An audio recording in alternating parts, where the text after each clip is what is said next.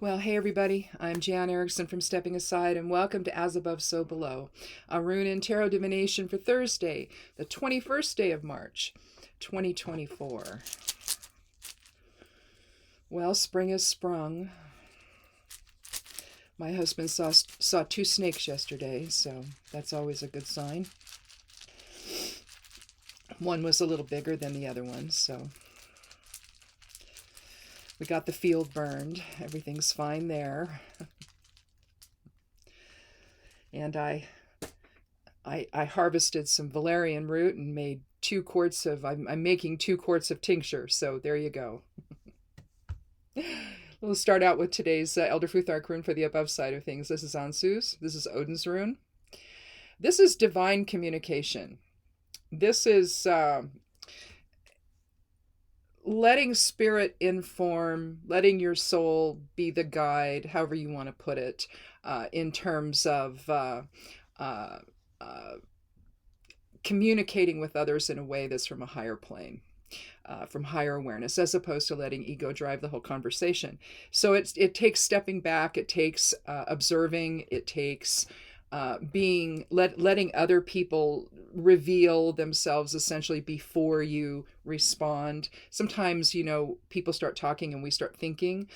That's the ego mind doing that. That's not higher self. Higher self would be content just to sit and listen forever, before saying anything at all. And that's kind of the energy of Ansus. It's known as Odin's rune. It's the 4th rune of the Elder Futhark, so it can mean divinity and clarity as well. Looks like a kind of skewed F, doesn't it? Let's go ahead and see what the lower side of things brings us today with the Geomancy rune. We'll throw down the 4 elemental runes, and I'll put them in the order of fire, air, water, and earth. Well, one doesn't take off on me here. Let's see, there's water, there's air, there's fire, and there is earth. Now, you know what? We had this on Monday. We had Conjunctio on Monday for Monday's reading. And let's see, where is it? It's right here. It looks like a little hourglass. Its complement is Carcer. Carcer would be self-imprisonment, but this is union or joining, unity, collaboration, aligning in spirit together. With aligning in that higher awareness with other people. It could be that could be one meaning of this today. But let's go ahead and see what the cards have to say, because they're going to give us the details of things. And I've already done some shuffling. So I'll just do a little bit more on this higher table here. It's easier for me on the lower one over here, but let's see. I do better shuffling in the afternoon than in the morning. My hands don't work too well, especially when I've been digging valerian out of, I had them in some fabric pots, and I had already taken them out of the ground a couple years ago, and made tincture from them, but I decided to see, well, I wonder if the tops will still grow, and so I just planted them, and they did. And so now I needed to get them out of there, and of course they'd grown throughout the entire pots, and were reaching the fabric and everything. So I had to dig them out with my hands, and then I had to, I don't know if you've ever dug valerian root, but there's a lot of root there, and the dirt gets stuck in all of it and everything. And so you have to get all that out, and you can't really soak it. You can't soak roots before tincturing, because you're basically infusing all the medicine out of them when you do that. So you have to be very quick with some of these roots. Valerian's one of them. And so I did 6 pots, and now I've got 3 sets of roots went into each jar, and so it tells you how big the roots were. So, well, we have 2 cards from the Major Arcana and 1 from the Court. We have the Knight of Pentacles for the Court. But I think since we have Ansus here as Odin's rune, because we have the Hermit and the Empress for the Major Arcana cards, I think what I want to do is read it this way. I want the Major Arcana cards to inform the Knight. Okay, let's do it that way. And I'm only doing that really, well, I mean, I often do it, but the reason I'm doing it today is because Ansu's and Odin's rune uh, is the Elder Futhark rune here, sort of guiding the whole process. So I think that, you could align Ansu's very easily with both the Hermit and the Empress, but particularly the Hermit. For the numerology, let's just do that really quick. We have 4 for Ansu's, we have 9 for the Hermit, and we have 3 for the Empress, and that equals 16, so that reduces to 7, so we have a 7 numerology for the whole reading. Now the courts never have a number attached to them. If it were such, then let's see, you would have the page being 11 and the knight being 12, but there aren't any numbers associated with them. They're just sort of this outlier type of experience where they either deal with the individual themselves on the card, a male or a female person, young, a little bit older or older. You've got 3 phases of life going there, and 3 phases of experience as well. And then you have the qualities that the card represents. And so it's just this little grouping, 4 for each suit, right? Page, knight, queen, and king. And so they don't attach a number to them. So again, we have a 7 numerology, which is about letting things settle out, being observational, and that would of course align pretty well with the Hermit and Ansu's here. But let's start first. No, let's leave it in the order. It doesn't really matter. We're going to go ahead and start with the Hermit first and talk about him. Now, similar to the Hanged Man, where the Hanged Man is hanging upside down from the gallows pole, basically. You have, it could symbolize Odin hanging upside down from the world tree, from Yggdrasil from the world tree to gain enlightenment, and from there the Norns came and gave him the runes to achieve that enlightenment. It's very similar. So that's why I equate the runes from the Elder Futhark in the same way as I do the major arcana cards. They're all soul archetype cards. They're all things that the soul is going to explore while in form. And they reflect a higher perspective than, say, the court does or the minor arcana does. And then in runes, you don't have those other aspects. You only have the 24 runes in the Elder Futhark. And then there's other Futharks out there, the Younger Futhark, the Anglo-Saxon, the Icelandic, all of that. And they have their own, they look the way they do, a little bit, some of them to the Younger Futhark in particular, has some that look similar to the Elder Futhark. But mostly they're their own little, thing, and they communicate what they do. They're a language, but I look at them as the language of spirit. And so that's why I think they align really well with the major arcana cards. And so if you look at Ansu's then as Odin's rune and divine communication and divine higher awareness and clarity and divine message, then you're looking at the same thing with the Hermit, really. This is about accessing the inner voice. He retreats to the top of the mountains. You see the snowy peaks right here. You see him standing there looking down upon his creation, his world, essentially. And he's holding a staff in one hand, and he's holding a lantern in the other. And inside the lantern, what's providing the light there is a Merkaba that's shining forth, and the Merkaba is the soul vehicle. And so he's really getting up above everything. Same with the 7 numerologies, stepping back, taking a look at everything to try to understand the entire picture. But when you get to the Hermit, he's definitely trying to do that from a higher perspective, and to then take that light of that awareness and shine it down upon everyone else, so that they're bathed in the light of spirit as well. And so that's going to be one aspect of this. That, in fact, you could think of that maybe as let's just say that's one aspect of this. And then we'll move on to the Empress here. And the Empress is the 3rd card of the major arcana. Let's see, let me get the Hermit over here. And she's the mother aspect. You might look at the hermit as the father aspect, but generally it's the emperor who's the father aspect. But here you have the mother aspect. She's actually pregnant here. It's kind of hard to tell. You see her crown, again, of Merkabah's drawing spirit, and you see the yellow sky, which also represents clarity and higher awareness. You see all the abundance around her. You see fertility, life. You see the wheat growing right here. You see over here on the side, if you look closely, you can see the waters of life purifying the creation that she's offering to the world. You have the fool that is the androgynous figure. It's the soul as it takes its leap into form, and the form is then created by the magician, and also which is also the consciousness, the conscious realm of experience. And then you have the high priestess that does the unconscious realm or the subconscious. Intuition, that level of divinity, that connection with source presence.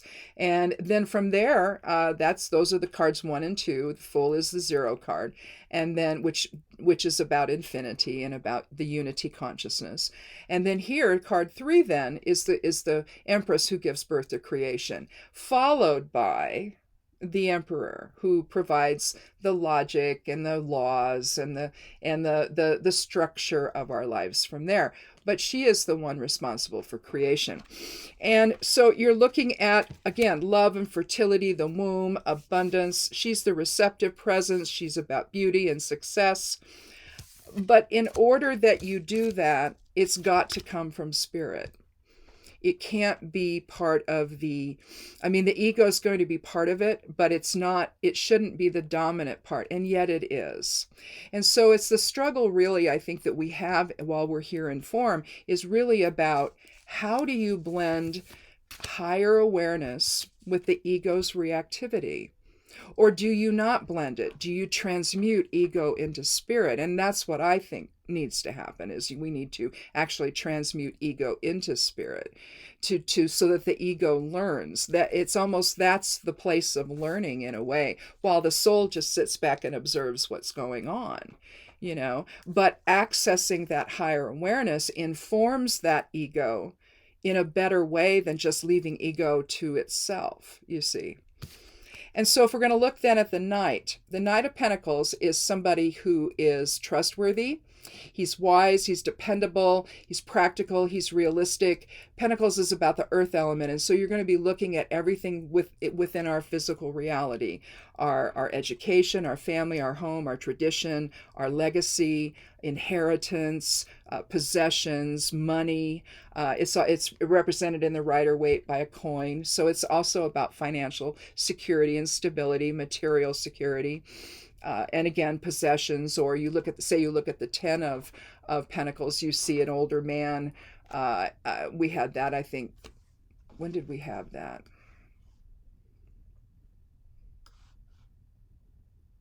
Oh, it's been a little while ago. But if you recall, if you've been here before, you may have seen the one where we've had the 10 of Pentacles, and it shows an older man with his looks like his son and daughter, or his son-in-law and daughter, or vice versa. His dogs are down at his feet, and you see the archway, and it's almost like it's a transfer of legacy. You see everything, and he has this quilt that's over him, and it's got all these depictions of who he is and who he's been through his life and his successes. I think it shows the family crest and all of that on it, and so it's literally an expression of his whole life, and now you're watching the transfer of that legacy. So that's Pentacles. That's the earth element. It's our structure. It's our foundation. It's grounding. And if you look at this, if you look at his horse here, of course he's a knight, so he's in battle attire, but his visor's up. So you don't see him with his sword in the air. You don't see him with any kind of a shield or anything. So he's no longer in battle. He's just there to offer help. You see this mostly depicted this way in the Knight of Cups as well, and Pentacles. They're both the passive type of elements, whereas air and fire are more active. And so then you would call that the masculine side of self. This here you would call the feminine side of self, in terms of polarity. So it's the feminine side, which is more receptive, more offering, more about unity. And again, that's where conjunctio comes in, I think. Here, he's offering, he's sitting atop his black horse. I love this card. It's almost like he's standing watch over the area, and he's offering security and a level of assistance for people that is there not because he wants anything from them. It's selfless. It's a very I mean, he's very practical and dependable. And so he's letting them know, I'm here, I can help you, and I can be dependent upon. And it's not going to be something that my ego is going to take over and I'm going to want something in return for it. You know, the ego is the quid pro quo. The higher self is like, no, I don't need any. I'm just the random act of kindness. Letting somebody, I've said this a million times, let somebody go before you in the grocery line. They don't have as much, right? Oh, you go ahead. You don't have much, just go ahead. Just that little act of kindness, and then they feel maybe at some point to extend that on and pay it forward to other people, and then on it goes, right? It's that act of selflessness. You don't want any, you don't even need a thank you for it. It's just, I'm here, I can do something, I'm going to do it. And that's that, And it's almost like the Knight of Pentacles is somebody that believes that way. He's just a very responsible and grounded individual who's just there to help, and he doesn't need anything from anybody else. He's just there to assist. And I think that this may be the card that is really the source of the reading, where you're here today maybe to offer help to somebody else in a way that allows higher awareness to show you the way, essentially, to do that in a way that's selfless, in a way that doesn't expect anything in return for what you do. Finding that way to join together with someone else in higher purpose. Just being the friend or the family member or the stranger that happens, you drop something or you drop several things, and you've got your child with you and you're trying to pick it all up, and the person is right there, picks it up and says, here you go. It's just that. It's that type of thing. There could be something that happens for you today where you have the ability to simply be there for somebody else in a way that there's no expectations of anything else. It's just you there being present for them and helping them with what they need. And so I think that, that's kind of a lovely way to end the week here in terms of the readings. And I think that with the 7 numerology for the whole thing, it's really about letting things settle out, understanding the whole picture, and then offering what you can of yourself. Even if it's not anything really tangible, maybe it's just a listening ear for someone, offering your support to just sit there and hear what they have to say. Whether you actually do anything about it or not, maybe all they need is someone who can listen to them. And so let that receptive presence within today guide your hand. Let the higher awareness, the ansus of it all come in, the conjunctio of it all, bring you together in unity with somebody, and then offer what you can to them, even if it's just your time. That comes from a standpoint of creativity and love, and a loving presence of the Empress here. You see the glyph for Venus on a heart-shaped shield. The Empress is about love and giving that love to the world in terms of abundance and beauty and fertility and creation. What you create, even if it's just your own presence, your own time. It could be all that person needs, right? To get them through whatever they're struggling with, whatever it is. If you've got someone in your neighborhood that's older that maybe needs some help planting some flowers or something that they've purchased, say, hey, can I give you a hand with that? And I'm sure they'd be be pretty. They might say, oh no, that's okay. So no, I love planting flowers. I'd love to help you. It doesn't even have to be anything that much, but you'll know what it is when it comes your way today or over the next few days. But just being able to give yourself an offering from others, from a higher perspective, from understanding what's really going on and what they need and what they don't need, and as well, I suppose. But bringing yourself together with somebody else, unifying with somebody else in a way that reflects a higher purpose. That's I think the reading is essentially saying that. It's just reinforcing that idea. If you look just at the cards and the numerology of the cards, you've got 9 and 3, which is 12, and that reduces to 3, and that's a number of integration.